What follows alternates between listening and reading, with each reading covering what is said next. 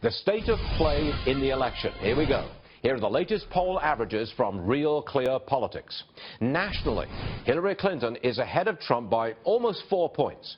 In Florida, Hillary leads by almost 3 points. Okay, there's Florida on your screens now. Almost a 3-point lead for Hillary Clinton.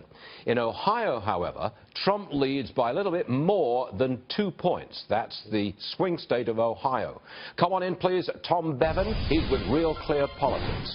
Now, does this represent a trend, a recent trend towards Hillary Clinton? In other words, is her lead expanding just a little bit? It is. We've seen it at the national level. Donald Trump had closed the gap leading into the debate. He had closed it from about 7.5 points all the way down to under 2, about 1.5 in our national average. And as you can see, since that debate, she's managed to put back another about 2 or 2.5 points on the national polls. And we've seen that follow along in some of these swing states. She's moved ahead in Florida. She edged back ahead in North Carolina. She edged back ahead in Nevada. She extended her lead in Pennsylvania. You mentioned Ohio. That's the one state where Trump has maintained his lead. Iowa's another one.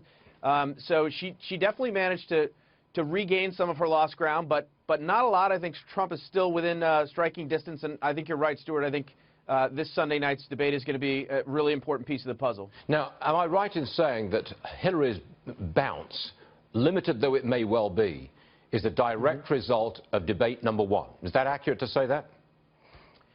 Yeah, I think it's a result of her performance and the media follow-on. I mean, Trump had a bad week. He ended up spending 3 days on Alicia Machado. The New York Times released, we were talking about his tax returns for all those reasons. Now, Trump he hasn't really lost a bunch of support. It's more been Hillary regaining ground with some of these parts of her coalition that she really needs. Millennials, women. Yeah, that's what I'm getting at. Where did she gain the ground? You're saying it's millennials, as in younger voters, basically, and women. That's accurate?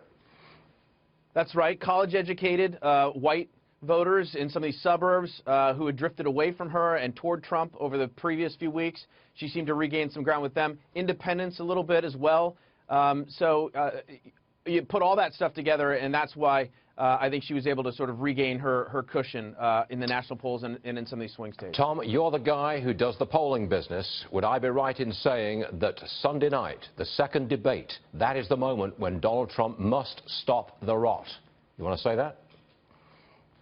Yeah, look, I think the vice presidential debate actually was good news for Trump in the sense that people were talking about his vice presidential candidate having a good night.